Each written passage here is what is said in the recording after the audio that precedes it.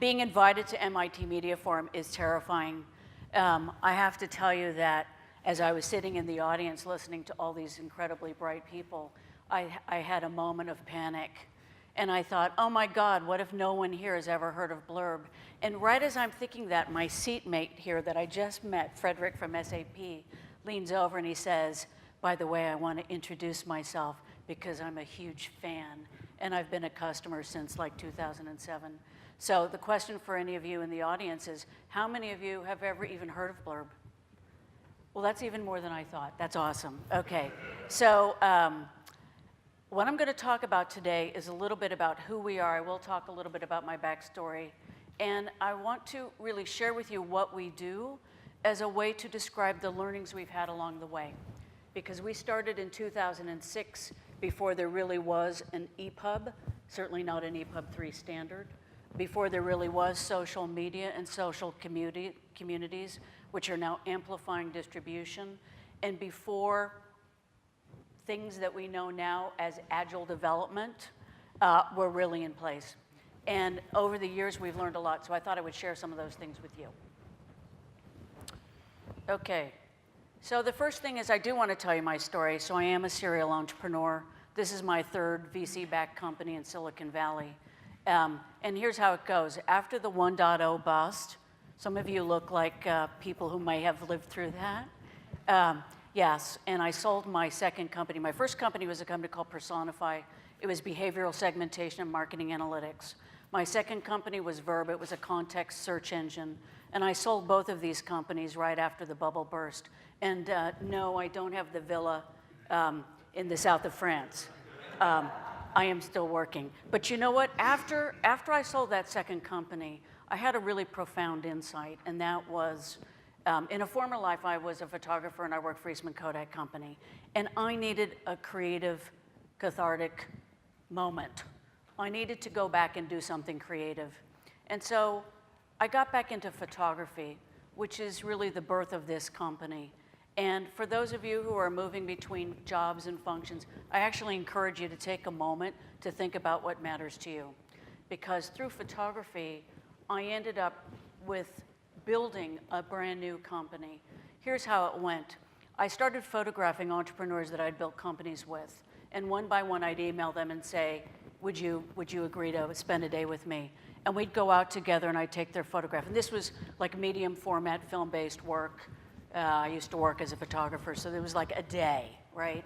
And along the way, they would tell me their stories. And here's what I learned, 2 things. Number 1, shame on me for not knowing these people better when we worked together. Number 2, their stories were more interesting than the photographs I was taking. Number 3, this was not, in fact, a personal project.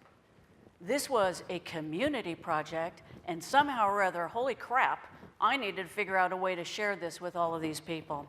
So my first thing was, okay, how do I do that? I needed 40 books. So I started to look into the printing and publishing arena. Now, this was not a book of commerce. These were the unknown people, right? This wasn't Steve Jobs. In fact, I talked to a literary agent because I didn't know, how do you get a book done? By the way, how many of you in the audience have authored a book? Yeah, okay. So I wanted to be like you, right?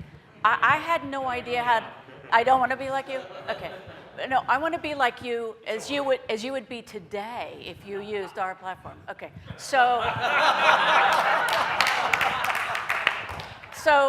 But what I found was I needed 40 copies for these people, and I talked to a literary agent, and you know what she said to me? She went to New York, she came back, she said, they really liked your work, but could you change all the participants? How about Steve Jobs? Could you go call him Bill Gates? It'd be like if you were writing a novel and you'd finished it and somebody came to you and said, I think you need a different love interest.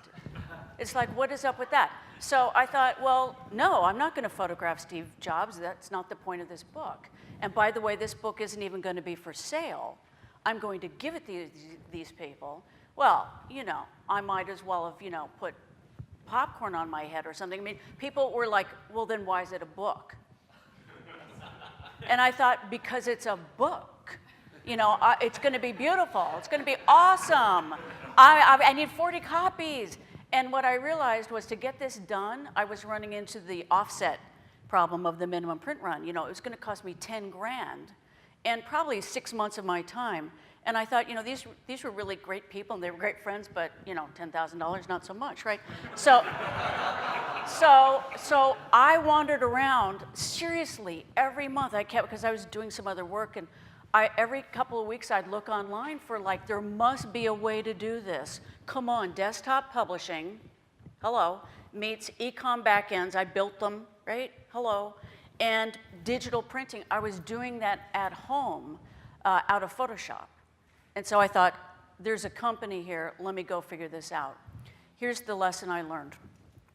I always think when you start a company, this is my third one, that there's one pivotal question around, is this not just a fun thing to do, but is this a business?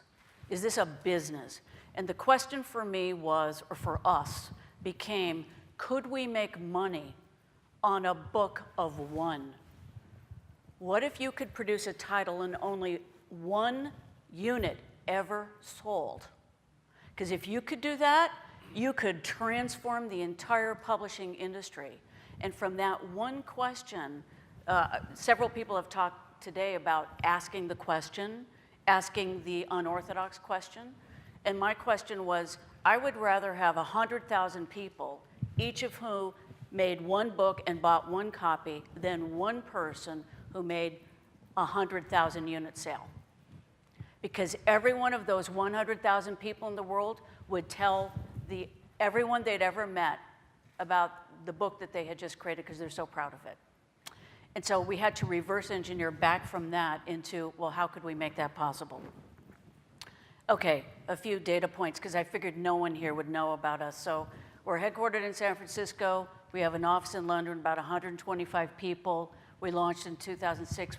We've taken really a pitifully small amount of money. The reason for that is we've become profitable because, shockingly, people still expect to pay money for books. Just saying, okay. And that's why we're approaching $100 million in revenue this year. We're profitable. We have 3 million authors globally. Our peak volume, we'll see a new title come over our servers every 2.1 seconds. And we output to both print and digital. So that's the story. Okay. I want to talk for a minute about Steven Soderbergh. I promise this is the last name drop. In fact, he's the only famous person I know. So Steven Soderbergh tweeted his novella. So I'm following his tweets, and one day one of the guys in my office says, oh, you got to follow, have you following Steven Soderbergh? I'm like, yes. He said, you got to follow this one through. So I follow it through, and he's announced that he's published his graphic novel, this novella, on Blurb. And I thought I'd died and gone to heaven. And privacy aside, I stalked him. So I actually ended up meeting him in New York for drinks. He's awesome, by the way. He's really approachable. And here's what he told me. I said, look, you're you. Come on. You could pick up the phone. Rizzoli, Taschen, Knopf, you know, whomever, they're all going to do your book. What was it about this? And here's what he said. And by the way, this is not just our platform. This could be another publishing platform. This is a generalized comment. Number one, creative control. Number one, creative control. Number two, rights management. So rights ownership. He did not want to hassle with a publisher about who's going to own the film rights to his movie, because he's Steven Soderbergh, okay, or the plush toy or the video game or whatever, right? So rights management, number two. Number three, speed. He was between projects. He was doing a play at the Public Theater, and he's got a new, for those of you who watch cable, anyone here still watches TV, on cable TV, he's got a new series opening up, I think, next week, like a Netflix kind of thing. So he had like a 3-week period of time, 3 weeks, people, where he's going to produce this book, right? So he did it. Number four was related to speed, and that was no meetings. And number five was it was super fun. So for all of those reasons, he made this book. What's going to happen next, and this is really interesting because this is where the social media aspect comes in that is now available. Because he has this huge Twitter following, we're going to do a campaign behind this. This was his idea. And he's going to do a Willy Wonka. Any of you seen Any of the, okay. Remember the golden tickets? You know, award the bearer. So we're gonna drop a limited edition run, because now you can, on a date certain, and he's gonna do the film trailer for it because, you know, he's him. And in 5 of the 750 books, there will be golden tickets that award the bearer to go on set with Steven Soderbergh at his next production. And that's what's gonna happen, so that's really cool. He's now doing book number 2 with us. He's coming into San Francisco because his next book is about how he learned how to become a filmmaker, and he's dissecting Jaws frame by frame, because his friend is Steven Spielberg, and he is educating film students on how he thinks about every film shot in the movie through an ebook, a rich media ebook that we're gonna do together. This is the way we learn how to build products. We meet up with people and we get them in and we say, what is the most remarkable thing you'd like to do? And then we figure out something less than remarkable that we can actually do to get started, and that's what we do. Okay, everything in our world starts with the author. We have creative tools. I heard John Hagel talk earlier about, you know, in fact, I wrote them down because I should just follow you around, John, because you talked about the 3 levels of pull, and I think our whole platform's a pull platform. I'm gonna, with your permission. Okay, so Access, this is about tools, having tools that will enable you to create. Output to both print and digital, we do all these forms. We have a bookstore, but it's not really a bookstore because it's not really a destination. What the bookstore is the manifestation of the community of people around the world who have made books. And oh, by the way, you can transact there, but it's not a retail location. It's an interesting mix. We have distribution as well. You can distribute to all these places. All right, I'm gonna talk on now about some things that we're building out. So the things in blue are things we're building. One of the things we've heard from folks is, you know, I'm an architect. By the way, I don't want to offend, any architects in the room? Okay, good. Architects think they're book designers. Really bad, because their fonts are 4-point. And it's all grayed out, and you can't read it. So, you know, the classic architect thinks I've got this wonderful content, I'm gonna make this book about my firm, the work that I'm doing, my seminal projects, and it's fabulous, except it's unreadable. They need a book designer. So one of the things we have struggled with is, how do we do this? We're a technology company. We did not want to become a consulting services company. We did not want to become a publisher. We're not a publisher. We don't want to have editorial control. We want you to have that. What do we do? So we're now building out a community of talent.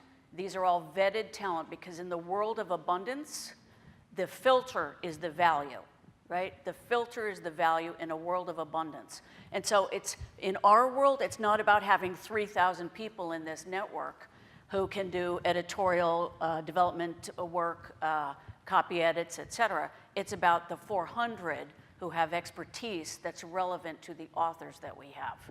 So we're building that out. By the way, in our world also, it's about, we're not gonna take any piece of this.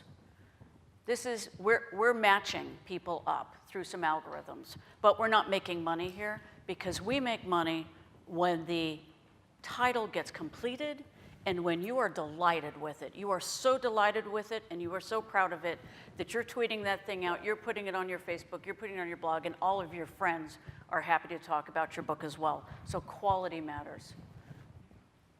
Okay, next is author development, and finally is audience development. I'm gonna go into the next slide here because I think these things are universal.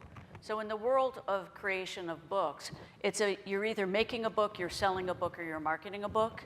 And under creation, we talked about tools and talent pool. Also, assets. You may want to buy some stock photography from Getty to illustrate your cookbook, for instance. The author financing piece in Sell is very important. This is the other thing we heard. When we started out, we were very illustrated, beautiful books. Those are expensive to produce. And so the question was, I can't make any money on my beautiful cookbook, right? True. In a POD, print on demand unit of 1, that's very difficult. Since we started, there's Kickstarter. The number of books that get funded on Kickstarter and come through Blurb is astonishing, so that's number 1. The second, though, is we're working with some PayPal guys, ex-PayPal guys, who are building out a financing platform. Think of it as bill me later for authors. So maybe you want to do a print run that costs $8,000, but it will get your unit cost from $25 down to $6. Okay, we're working with a guy in Sydney right now who's a TEDx guy, and he's doing a book. He's going to do a run of 10,000. If we had done that print on demand, a single copy would have been about $32. For 10,000 through us, his unit cost, $1.90. Now, still to run 10,000 times $2, it's still a lot of money, right? So how can we help authors finance the run so that they can afford to do the book and generate more profit? Okay, and then over here, this is all about community engagement. This is the next area that we're really focusing in on, and that is around reviews, social connections, etc. Okay, I thought I would talk a couple things about some of the challenges we faced. The first one is we're still going through this, and we don't have it all together yet. And that is that in our early days, we were very focused on people making books, largely for personal reasons as a gift to give to friends and family. And now we're working very much in the world of self-publishing, which is all about people you don't know. So Group A was making books for you and people you know. Group B is for people you don't know. The challenge is actually culturally, internally. We had a lot of people in the company who were very attached to number one, the first part of that, because they understand it. Because every one of those people could make that kind of book and give it to their mother, who would cry when she received it, right? It was so emotional, right? And so what I have learned through this, and what we have learned through this, that you can communicate all you want. You can talk about the strategy and the goals and all of that stuff. You know what? It doesn't mean anything, because the first thing here is you have to appreciate the emotional attachment to the old, and at the end of the day, what it matters to those people is what does the change mean for them personally and their job. And until you can figure out how to address those things, just talking about your strategy is never going to get you there. So what we're doing, we've instituted scrappy goals. So it's this notion of outside your job. You guys have read Daniel Pink, Autonomy, Mastery, and Purpose. So this is all about those things. Give me your list of scrappy goals that you want to do. It's something outside of your normal job, right, that you're going to do to move things forward. And it has been astonishing, because that's the way to get people emotionally attached to the future. And the next is in terms of actual metrics, get people aligned in what they're doing so that they participate in the success of the business. Okay, challenge number two, our offerings have just exponentially expanded. I mean, we do offset, we do Hong Kong, we do ebook, we do iBook, we do Kindle, we do Amazon, we do Ingram, we do holy crap, right? And we need to have a whole new website. So what are we going to do about that? Because there are a lot of decisions now that are really tough to present to people. Somebody else mentioned this earlier about how do you communicate those tough choices when you're in a platform world? It is complex. What do you do? So some of the things we're working on are decision trees to remove complexity from the people who just want to make the friends and family book and present that richness to only those people who've already raised their hands in some way. This is a real UX challenge. This is sort of one of the diagrams we build internally to help us think through the problem. So who's the book for? It's either people you know or people you don't know. If people you know, good, happy, done, right? People you don't know, okay, there's two big choices here. Are you looking to maximize profit, or is somehow the actual physical construction and materiality of the book the most important element? And based on your choice there, you're going to be driven down very different paths. And we can't screw it up, because if beauty of the book is the most important, and we drove you over here, which is through Ingram, and there's only 3 trim sizes available and 1 paper type, you're not going to be happy. So we have to get this right. I don't claim we have all this right yet, but it's a real challenge. The more complexity that you offer in a platform, the tougher the UX and UI and visual design work becomes. Okay, in the traditional publishing world, this is what the relationships look like. The author to publisher, publisher to retailer, retailer to fans. Notice the loop back is not connecting all the way through, either from author to fans or from fans back to author. What a tragedy. Those are your people, right? Those are your people. So in the blurbiverse, we're looking to mash those two things together as best we can. There are a number of ways that we're doing this. One is collaboration. So again, Mr. Hagel talked about mobilization.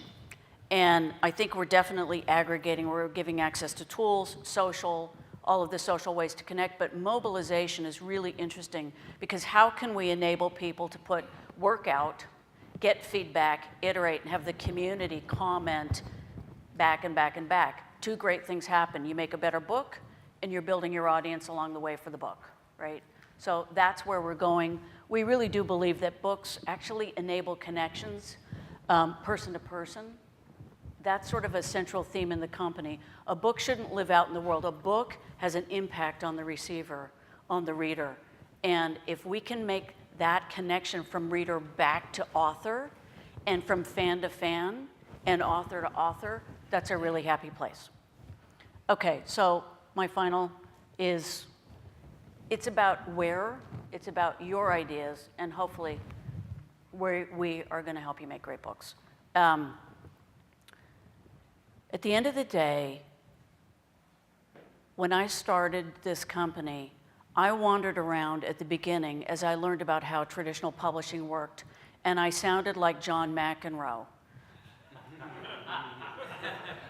Which is, you cannot be serious. I mean, seriously, because I'm a technology, I've run software companies. I'm like, let me see, it's like, publishers are like VC for authors, right? They take all the risk, and it's portfolio theory, and they hope like hell that in there's a John Grisham, because the rest will not sell through.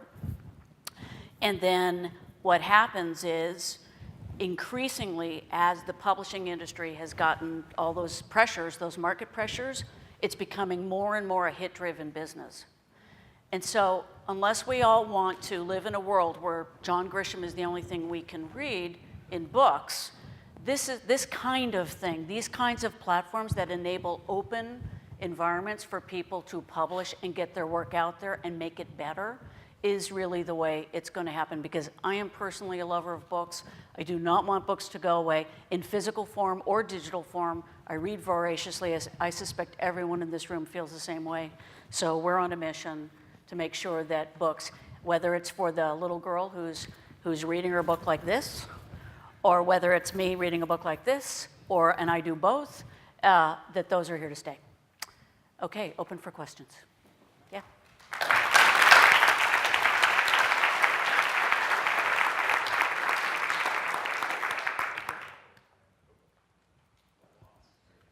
Gentleman in the back. This is very interesting. I'm just wondering, how are you as a platform owner connecting your user base or community to other platforms? For example, are you thinking about getting the book translated through Duolingo or that sort of thing? Yeah, well,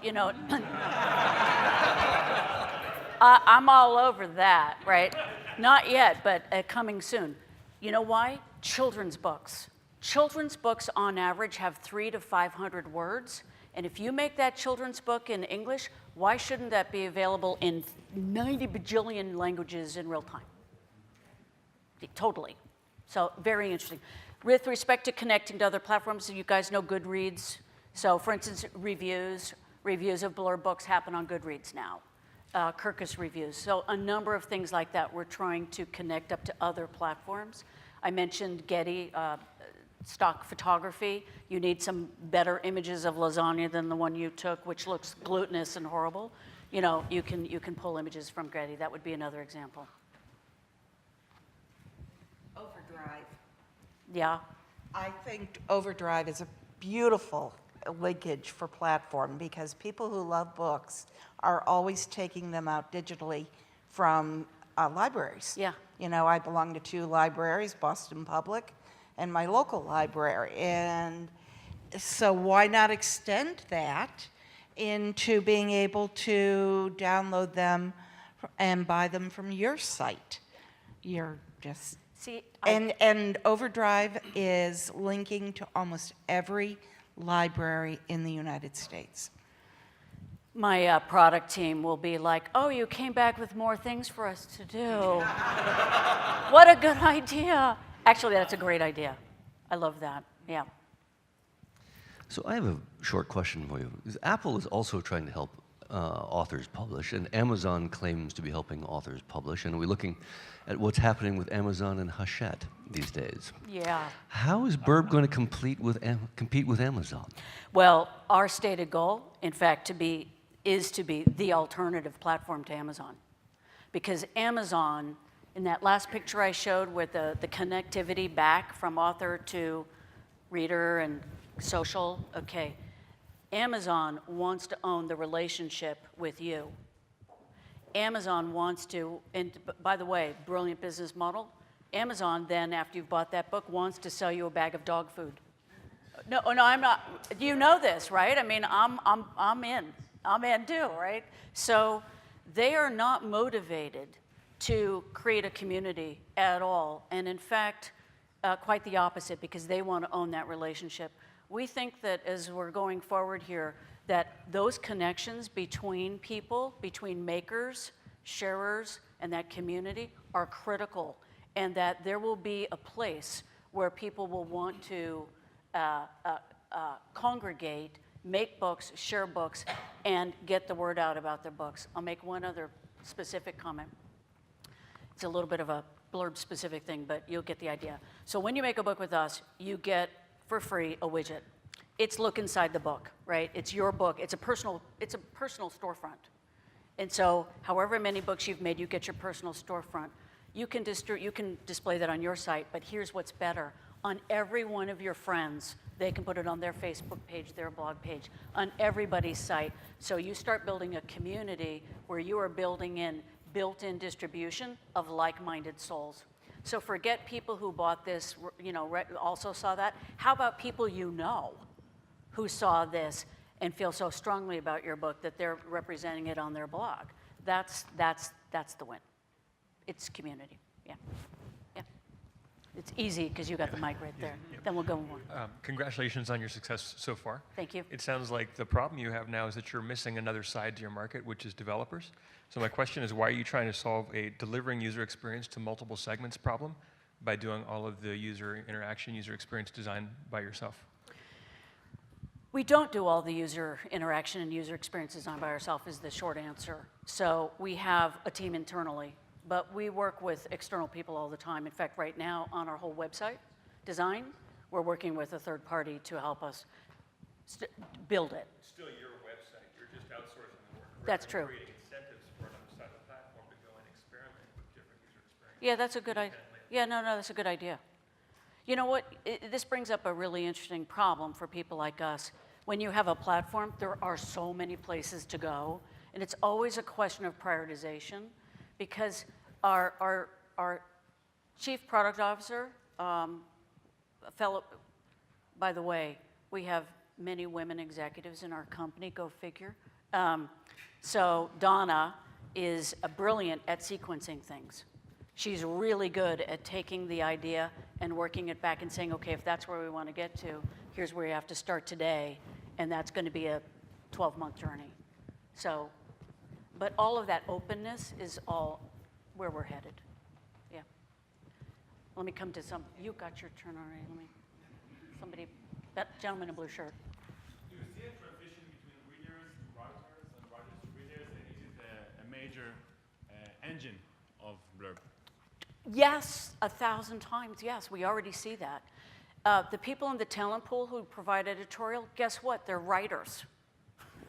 So they provide editorial services to somebody else, and then they in turn write their book, et cetera.